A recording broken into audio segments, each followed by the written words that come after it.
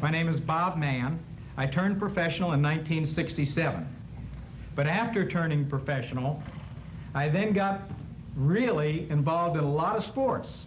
I had concentrated up until that time in golf and played some tennis, but I really, after I turned professional, got very interested in a lot of sports. And in the middle 70s through the end of 1978, as an adult, I did that which I had not done out of high school. I returned to college, or went back to college as an adult. University of Florida Physical Education Department. And I was there for about 4.5 years, enjoyed it very thoroughly. And there were two things that I observed while I was there and participating in all these sports, kayaking, archery, karate, plus keeping my golf game up.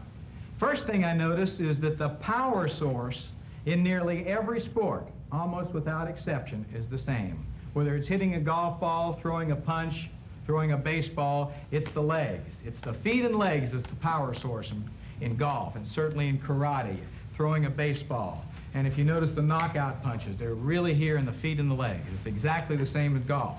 And tonight, one of the things we're going to do is teach you how to tap in to this power source in such a way that as an automatic response, truly automatic, just by tapping into this motor or power source, you're going to hit the ball not only a lot firmer and more solidly, but truer and more on line. Now that's a claim that, of course, I'll support with the evidence in a few minutes.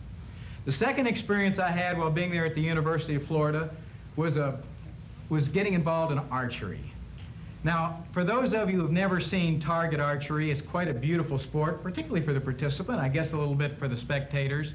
But in target archery, it's very equipment intensive. Now, you have this bow out here with all of these appendages and weights on it, and it's quite an expensive piece of gear.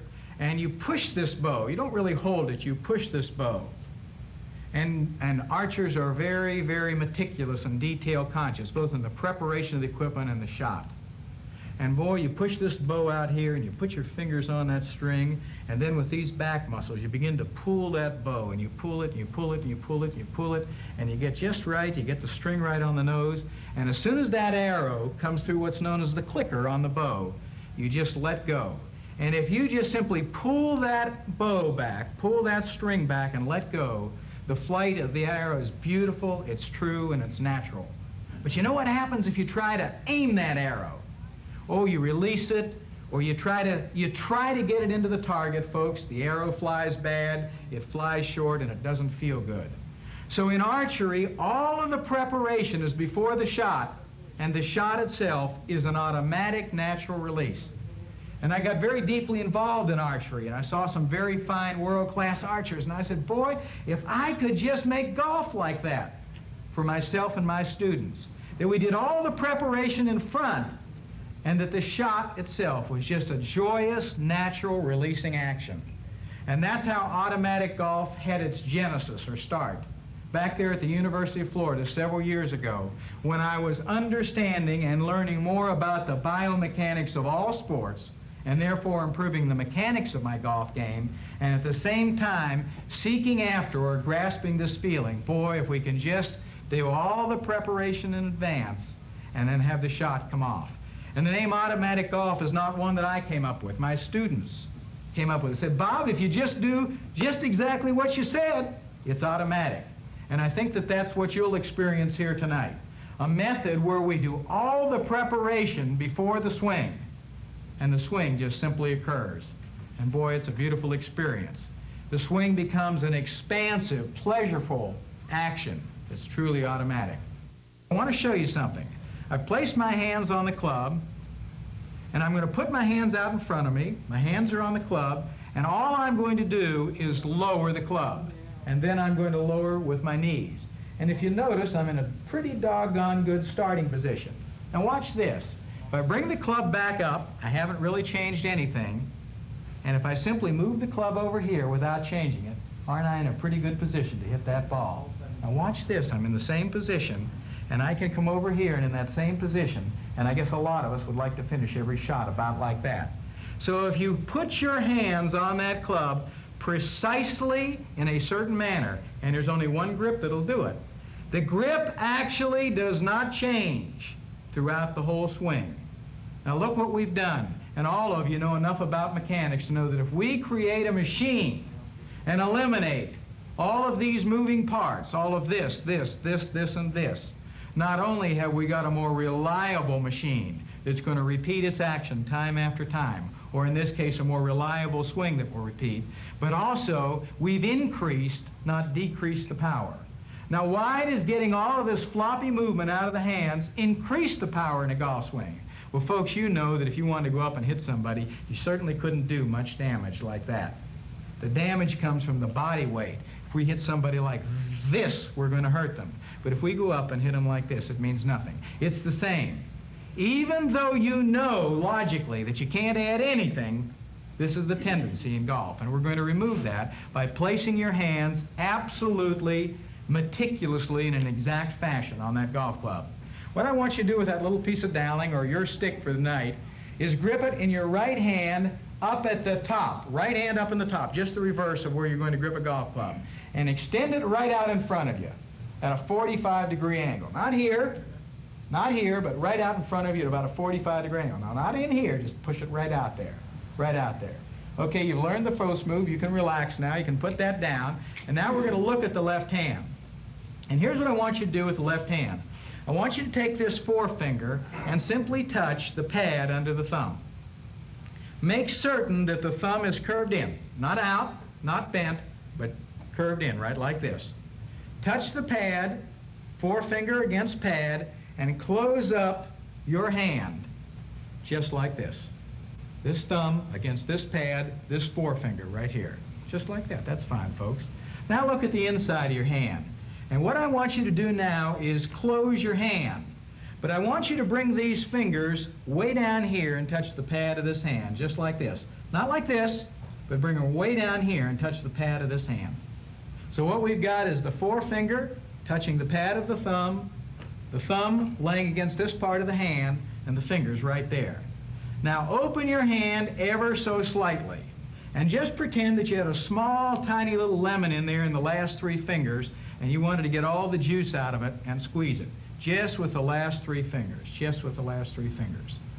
Okay, now keep your hand, open it just a little bit, take that piece of doweling, or your golf club tonight, push it right out in front of you with your right hand, and come in, folks, and put this left hand down on top of the club, right there. Just come in, right there, over on top, not around here, right over, right down on the club, right there. Just like that. Just exactly like that. Now extend the left hand out in front of you. Remove the right hand. Now take your right forefinger. Take your right forefinger, reach up here and touch your left hand, and you'll find two ligaments. Now if you went by the numbers, 45-degree angle, came in and put your left hand over and down on the club, you'll find those two ligaments and a little space in between them. If you did this number, you won't find them. So it's there at 45-degree angles. Find these two ligaments and the little space in between it. Put your thumb in that space, the forefinger up here, and make certain that this space is directly over the shaft of the club. If you're over here to the right, come back, re-grip it, start all over again, and get it centered. If you're over here to the left, this way, come back and center it. This space between these two ligaments, directly over the shaft of the club. Okay, now, for this to happen, painting by numbers again, you must extend the club with your right hand. A 45-degree angle fully extended in front of you. Come up and touch this forefinger to the thumb. Bring these fingers into the pad of the hand, open just enough to come in and put your hand over and down on the club.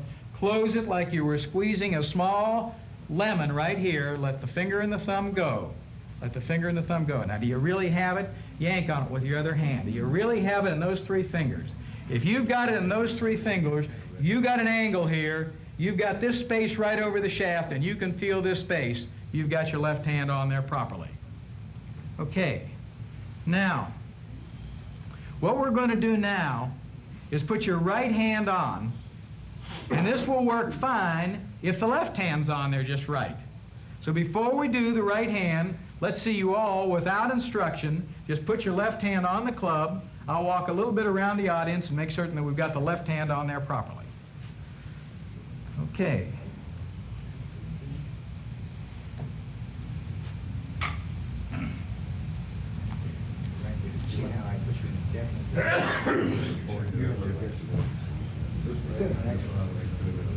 Folks, let me show you this little move right here.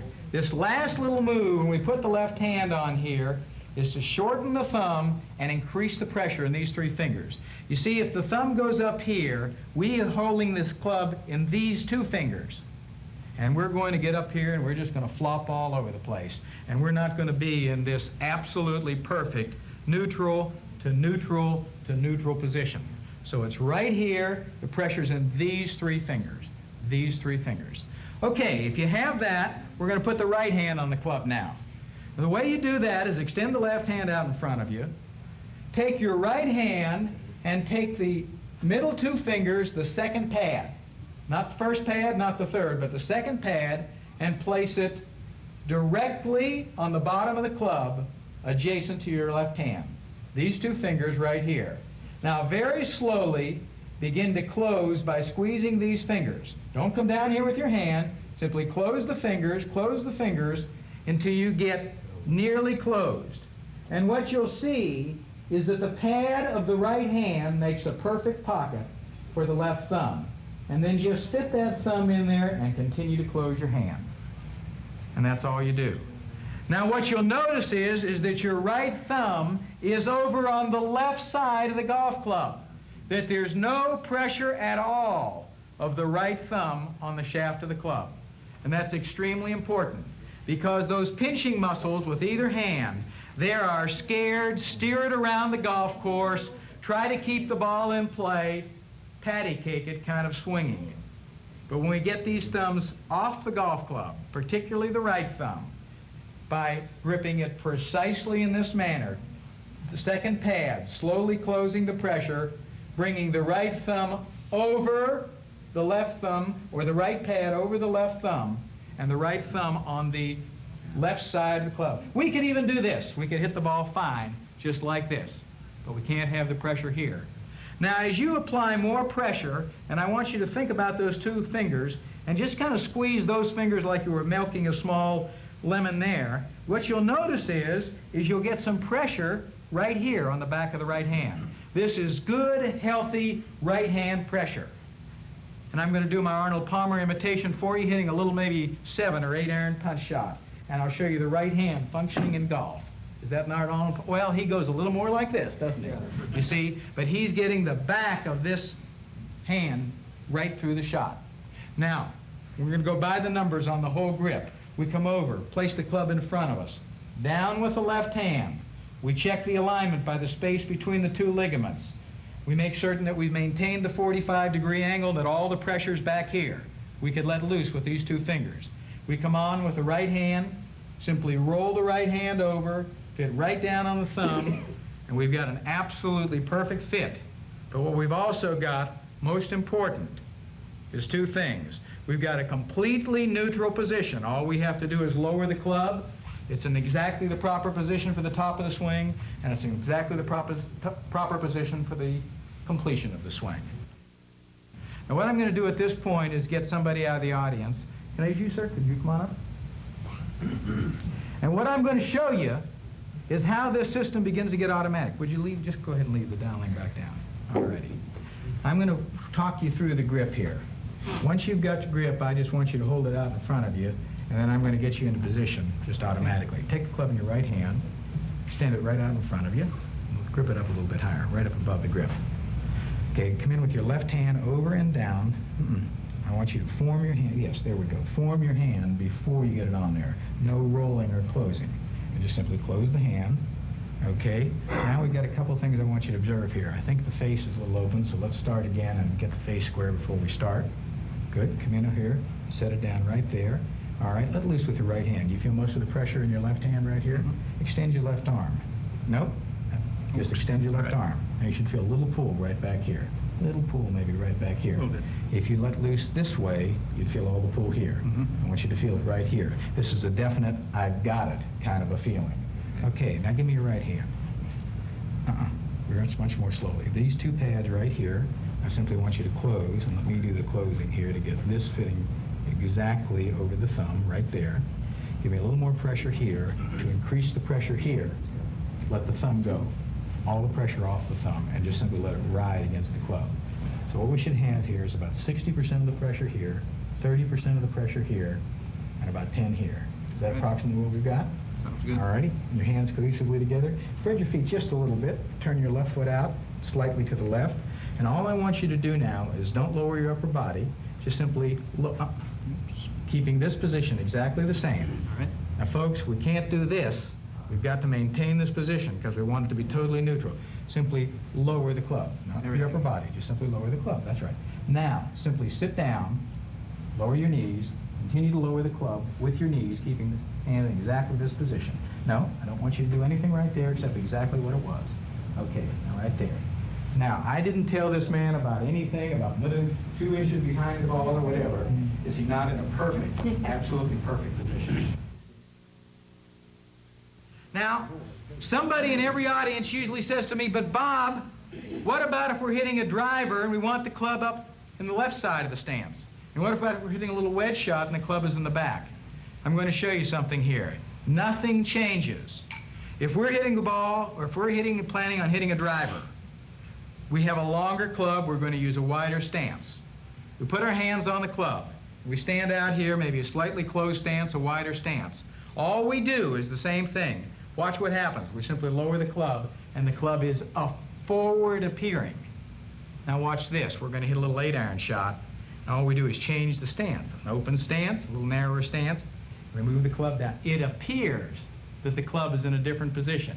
It's in exactly, precisely the same position relative to the power source. So you see, it's paint by numbers. Paint by numbers. And I hope you'll do it on every shot that you hit from now on. Okay, now the next step in making this response truly an automatic, natural action. We've already gone through with this gentleman, but I want to show you what we did.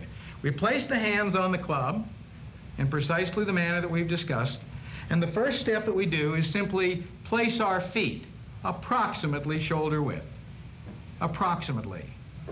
If we're hitting a wood club, we're going to be probably about shoulder width between our feet. And if we're hitting a short iron, about shoulder width on the outside of our feet, but approximately shoulder width. Now the first step next is to simply lower the club. Not to bend over, not to sit down at this point, but to simply add nothing to it, lower the club. Then having lowered the club here, we simply continue to lower by sitting down. And all we do is sit down until we're as far as we want to be. Now, we do not sit down to the point that the club touches the ground.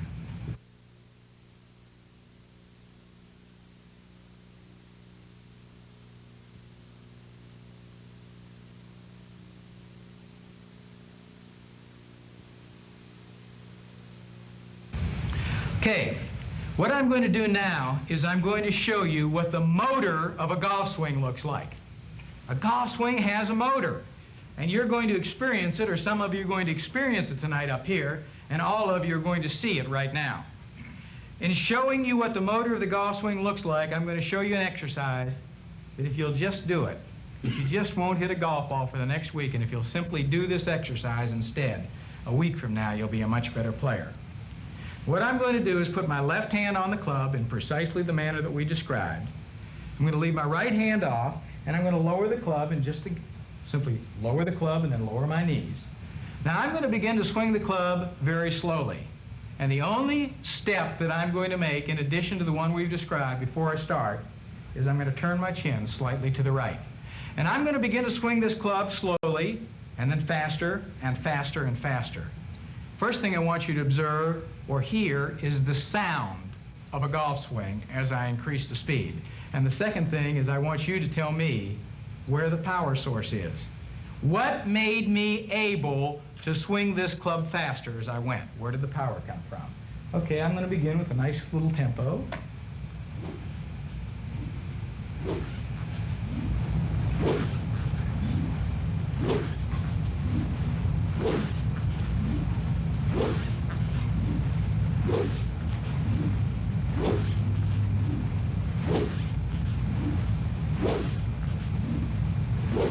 When I wanted to hit it harder, where did I get it from, folks? Pretty obvious. It's the feet and the legs. And that's the motor of the golf swing. To activate that motor, we have a little starter. And that starter is a simple move with the right foot and the right knee. But to have it active, we've got to sit down, keep the club off the ground, the weight on the heels. Is it logical that we would start here, go up here with our legs straight, and try to do this when it's just so simple to get in this position? So I'm going to give you this little exercise to think about doing at home, which is to simply take the club and to simply activate your feet and legs. Now, I didn't say do this. I didn't say make the club bring your body. And I didn't even say stay neutral. Just simply drop the club, carry it, and make this motion with your feet and legs. Then practice left hand, put the club down, chin slightly to the right, and then swing. More power, more legs. Now, as we watch this action, one of the things that should be pretty obvious to you is that it's simply a mechanical fact that the more centrifugal force we create, the truer the action. And what does that mean?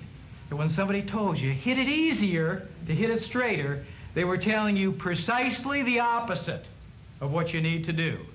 The further you want to hit it, the more you turn on that motor, and the truer the action becomes. Now I'm going to get a little technical here and show you something else.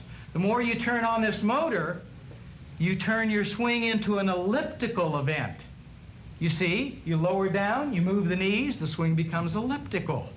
Now what happens when the swing becomes elliptical? No longer are we confined to one point where the swing is true, but we have a window, 6 or 8 or 10 inches long, depending on the amount of leg work we do, where we can hit that ball relatively true because we're simply bringing the club through. Now, I told you it was automatic. It's not automatic if you put your hands on wrong, because if you're going from here and then trying to get up here, you have to make a move. See? So it all starts with the proper hands, the proper position, and it's truly automatic. A natural response to the top of the swing. You just simply turn on the motor and you stop thinking about your golf swing and you go out and do that golf swing. And the harder you hit it, as long as you do it with the motor, the truer the action is. The straighter and more affirmatively, positively the ball flies. That's all there is to it. Now at this point I want to help you find, through this little test, your master eye, because that's relevant to this head position. So what we're going to do now is help you find your master eye. Simply hold your fingers out in front of you and make a little space, a little window right in between your fingers. And let's look right up at this golf club. Look at the golf club, extend your hands with both eyes open, find the head of the club, both eyes open, looking through that space. Now don't move your head, don't move your hands. Close your right eye. Did that thing just jump out of the way? For most of you it did. Open your eyes again, find it again, close your left eye, leave your right eye open, you probably still see it. About 80% of you, a typical audience, are right-eyed. Now how many of you are left-eyed, have a master left eye? See, it runs about 20%. You're very fortunate. You see, what you've been told, folks, is keep your head down. That's precisely the wrong thing to do. What happens when I put my head down? This is down, isn't it? I put my head down, and I make a swing, and the act of putting it down makes it come up. You see, in golf, we keep our head up, not down, but we do turn our chin slightly to the right. Now, for those of you over here who have the good fortune to have the master eye as the left eye, you're automatically probably already doing that. In other words, you're trying to and succeeding in seeing it out of your left eye, and you're doing like this. For the rest of us folks who are right-eyed, I want you to simply turn your chin, and you'll know you've done it when you see a little shadow of your nose when you're looking down at the ball. This opens up the whole swing, allows the motor to get on, gets the whole position into the proper gearing. So, the steps that we've covered here. We place the left hand on by extending the club in front of us. Place the left hand down on the club. We have all the pressure in these 3 fingers, and this thumb is short, and this finger is long. Not here, right here. Now, you know, as you look down at that grip, folks, you're going to say, oh, that's the old 2-finger grip, or the 2-knuckle grip. Nothing new about that. It is true that you can see 2 knuckles here. But you could see 2 knuckles if you held it like that. You could see 2 knuckles if you did a lot of things. This is a precise way of gripping the club like squeezing this little lemon. You see two knuckles, but most important, you have a space between these two ligaments. It's over the hand. We've retained a 45-degree angle, and we have no pressure on this thumb or finger. We put the right hand on. We simply lower the club, and then we lower our knees. We make sure that our left foot is turned out slightly to the right, about 45-degree angles. We turn the chin to the right, and all we have to do is start the motor, and the swing happens automatically. The gratification, folks, is not out there where the ball lands. If it was out there where the ball was, that means you could take the ball and deliver it out there and drop it, and you could look at it and say it's in great shape. Folks, that's not it. Golf, when you're really enjoying it, is instant gratification. You know it, you feel it, it's just there. And that's what I want to do, is bring this experience of golf from out there into in here. Two questions that came up at the break, and two questions I always hear are excellent questions, and I want to answer them. First of all, are we freezing our wrists? No, there is a wrist cock in golf swing. Now, you were invited here through a piece of advertising copy that told you that the terms pronation, supination, wrist cock, and all of these things were effects rather than causes. What we're dealing with here is the thing that caused them, but I do want to show you where the wrist cock is in golf. You may be surprised to find out that it occurs on the downswing rather than the backswing.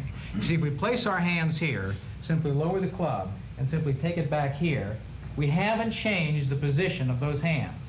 But what happens is when we turn on the motor and come here, you see centrifugal force brings the club down. Right here is the wrist cock. This is when we build up that additional energy. Now, when the motor turns us into the ball, you see, and the release is there, we do get the benefit of that. But it's nothing you have to think about. And that's the reason that I want you to start this motor with the feet rather than start the motor here. Because it's just here, start the motor, and there you go. What I want you to do, and I'm going to repeat the exercise we did earlier, now perhaps with your having a better understanding of the whys and the wherefore of the steps, is to simply take that club, push it out in front of you, put your left hand, lower the club, not your body. Simply lower the club, then lower your knees. Turn the left foot out, turn the chin to the right, and start the motor right here. The more you do this, the more you get the feel. Do you hear the sound of a golf swing? When you can do this 30, 35, 40 times, and you're just as strong the last time as you were the first time, folks, you're ready to go out and hit some golf balls. Now, you notice I never lose control of the club. The reason I don't lose control of the club is because I've placed my hand on there in a precise way, and I've built up my strength with the exercise.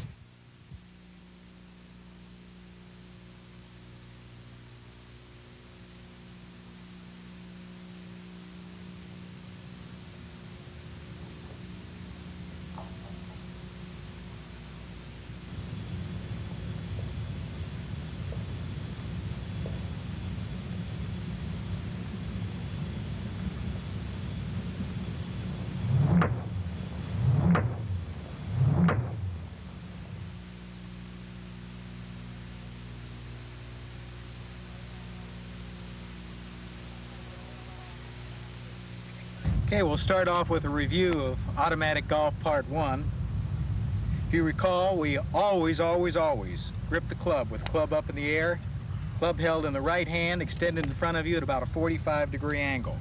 The left hand in, over, and down. In, over, and down. The pressure in the left hand in the last three fingers. Now, with your right forefinger, find that space between the two ligaments at the top of the left hand.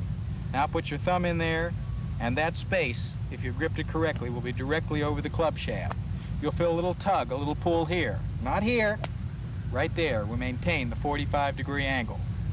Then we place the right hand on by placing the club in the second pad of the middle two fingers, not up here in the crease, right down here in the pad, and lightly grip the club in those two fingers.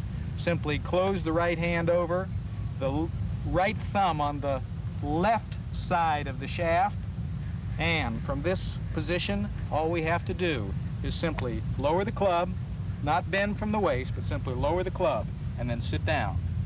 Okay. Now, the first move, the trigger or the starter move of the automatic golf system is to simply turn the chin to the right and move the club slightly to the left with the right foot and knee.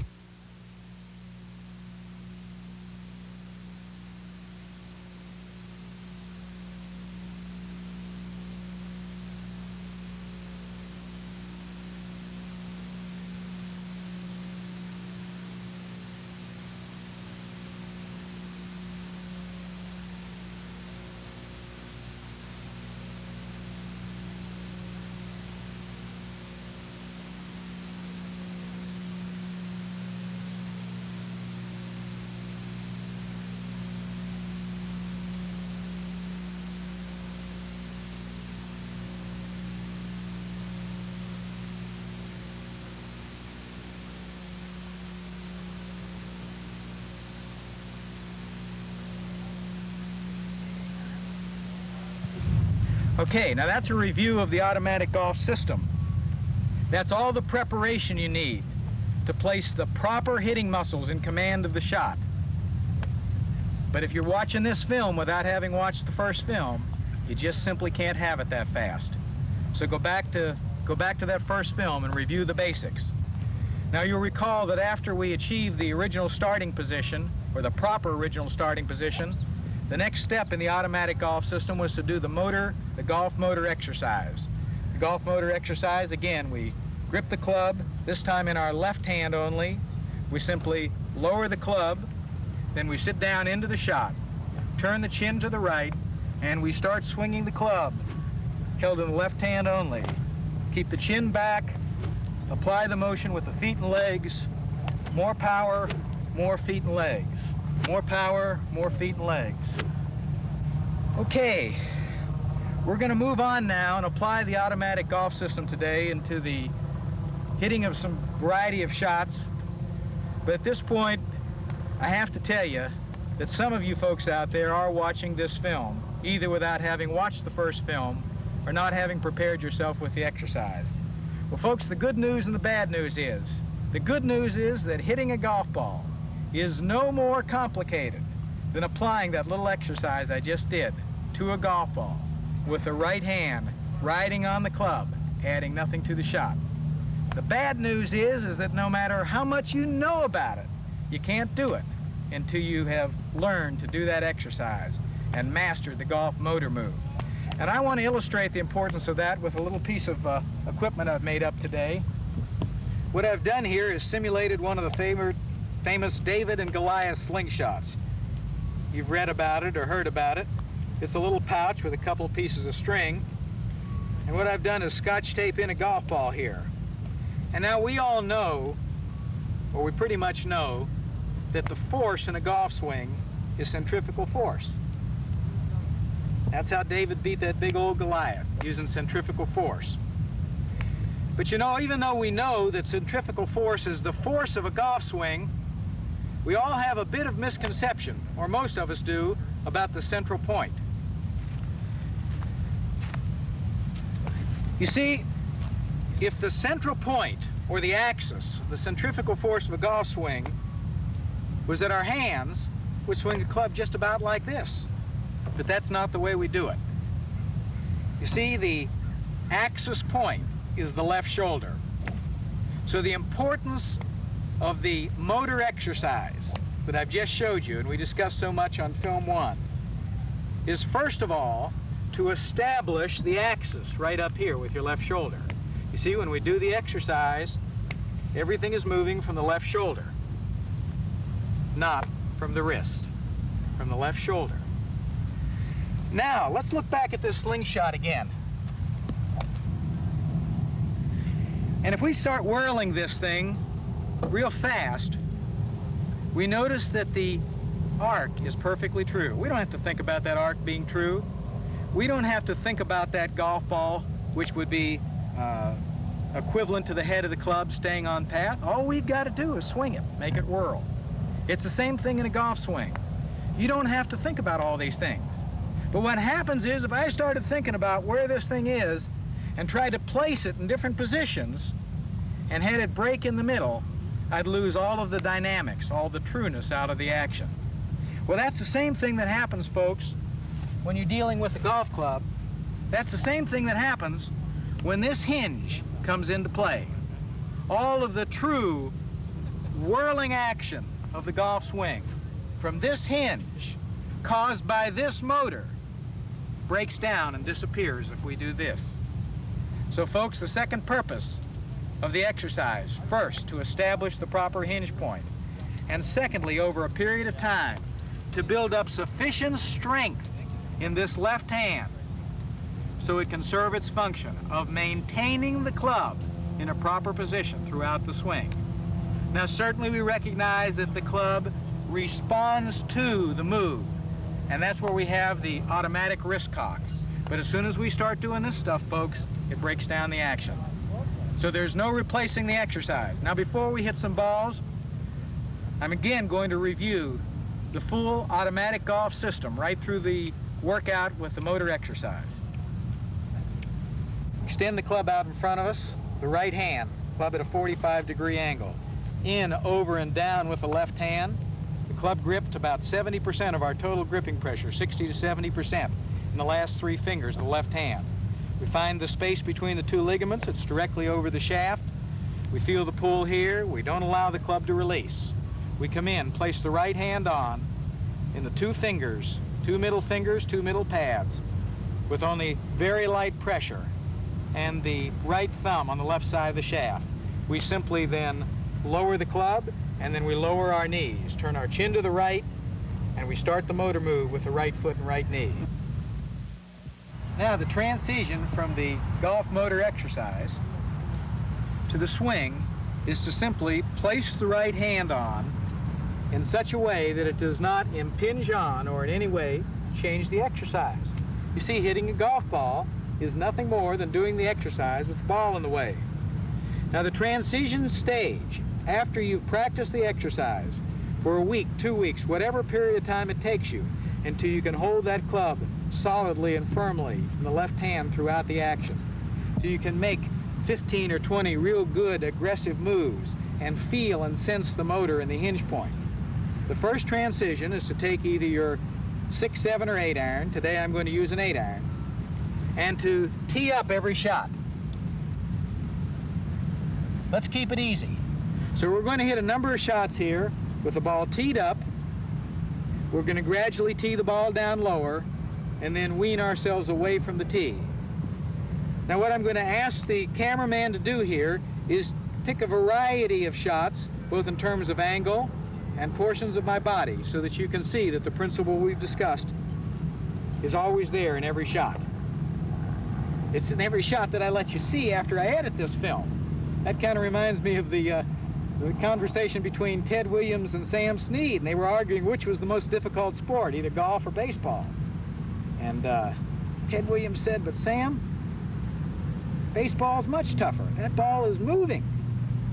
Yeah, but Sam Snead says, "In golf, we got to go play those foul balls." Well, the foul ones you won't see today.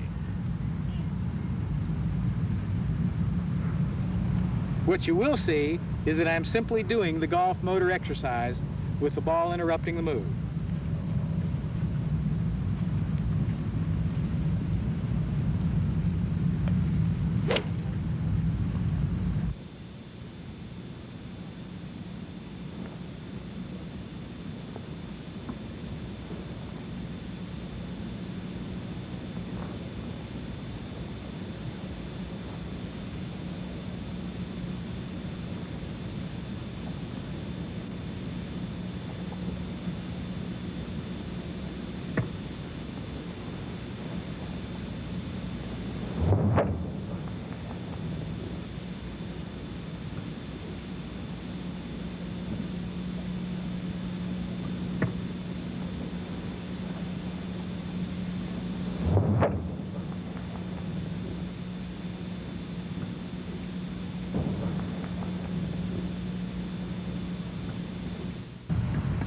Now we're going to apply the same procedure to the driver. We're going to tee the ball real high, and if there's any sort of little tip that I want to give you golfers today, and that is to tee the ball very high with the driver. When you tee the ball low, you get an inordinate amount of backspin when you hit the driver. It gets out to the point of the ball gets out to the point of terminal velocity and it falls flat. The really long drivers hit the ball from high to high, so tee the ball real high.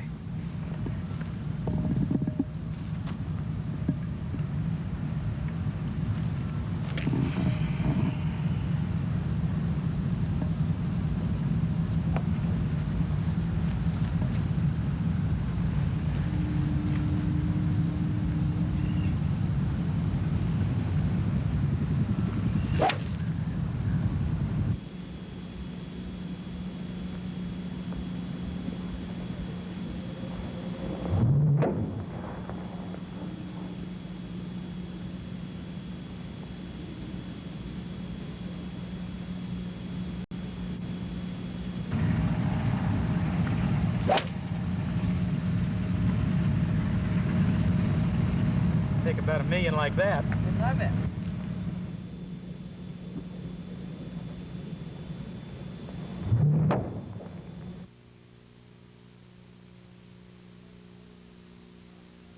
Now we're going to show you some golf shots with the driver from the rear. And the significance of this point of view is that you can see the foot and leg action very, very clearly.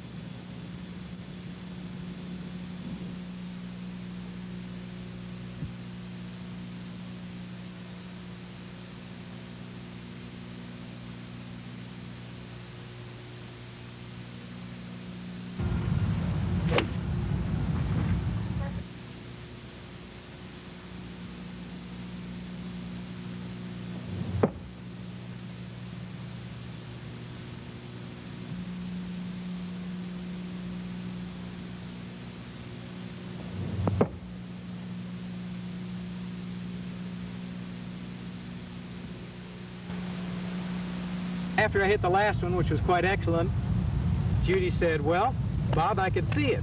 You did it with your feet and legs." Folks, I want to introduce you to my golf club. This golf club has no moving parts. And every time I try to swing this golf club, it doesn't work. You see, this golf club wants to do the swinging. This golf club wants to swing in response to something I do, and that something is with my feet and legs. And as soon as you try to do something with this club, mine, yours, or anybody else's, it goes wrong. It goes wrong in direct proportion to the amount you try to do.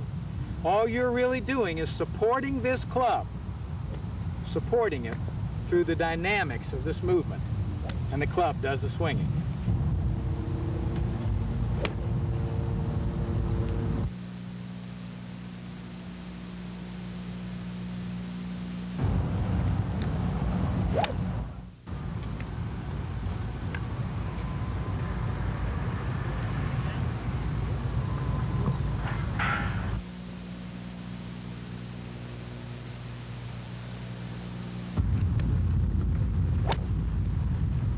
That's super.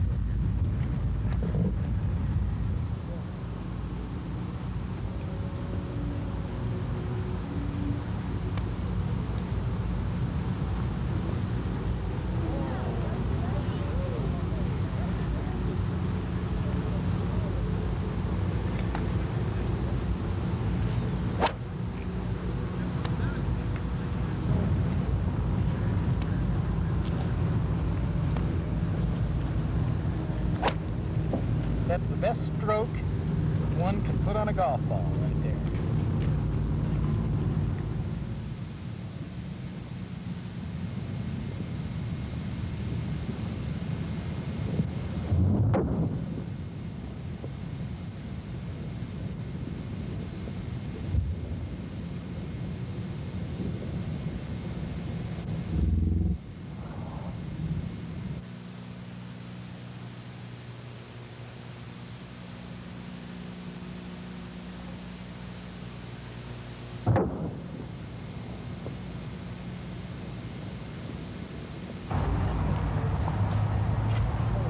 Well, I'll take about 1 million of them like that. We'll finish up our workout today, like we suggest you finish up yours, with the golf motor exercise. Don't do it before you work out with the balls every day. It'll make you a little tired, but afterwards, definitely do so.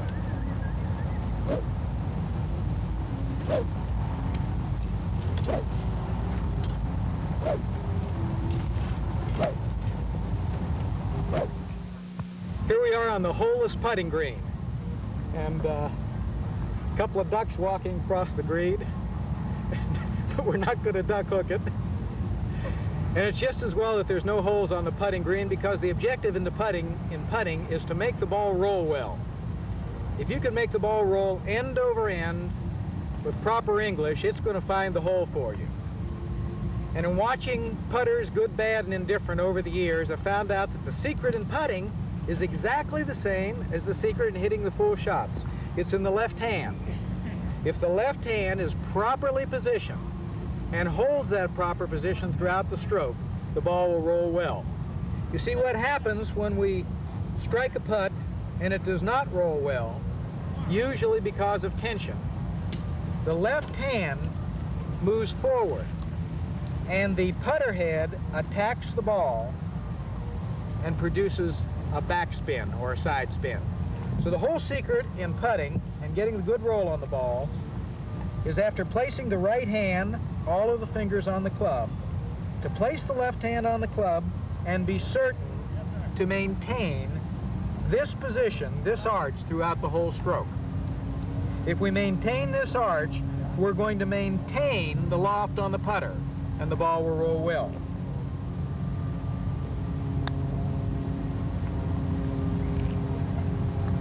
Now, some of the best putters that I've ever seen will actually increase the loft through the putting stroke. It's not really important whether you simply maintain the loft by keeping the left wrist in the proper position, or, as Billy Casper does, increase the loft.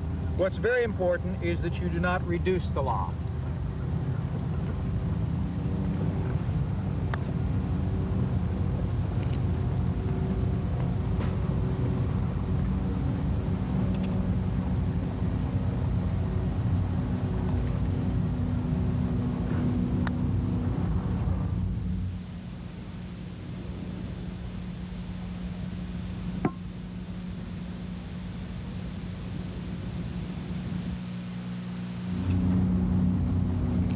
Left hand, maintain this position throughout the whole stroke. Folks, that's your whole putting lesson for today. This is one of my favorite shots. I call it the pancake shot. I want to give credit where credit's due. This and many of the other shorter shots were taught to me by John Guston, a fine professional at the Birmingham Country Club, Birmingham, Alabama. The reason we call it the pancake shot is it goes up nice and high and drops nice and soft. And the purpose of this shot is to play over an obstacle, perhaps over a sand trap, onto the green. Now, this is one shot that violates the rule of no wrist, and here we are going to release the wrist. Now, this shot is actually played very much like a sand shot out of a deep pot bunker. First thing that we do is make a grip adjustment. We place the club out in front of us, but we turn the blade open. About 10-15 degrees open, just as we would in a sand shot. And then with the blade open, we come in over and down on the club. Place the right hand on in the standard manner, and the meaning of that is that when we lower the club, it looks very much like it would look if we're playing a proper sand shot. The club is open. Now, the action of this shot is to pass the club under the ball.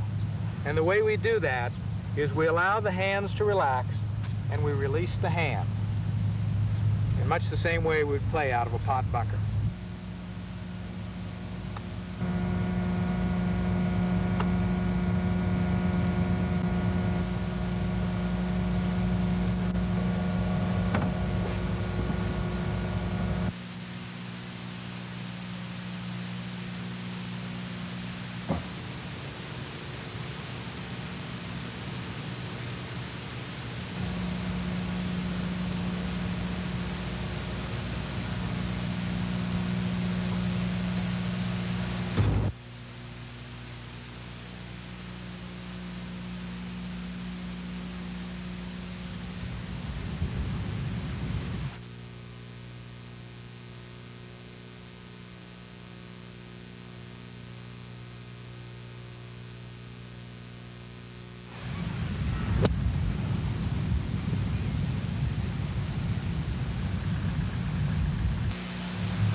Thank you for attending Automatic Golf Volume 2, and ask at your favorite store for Automatic Golf, the Operator's Manual in book form.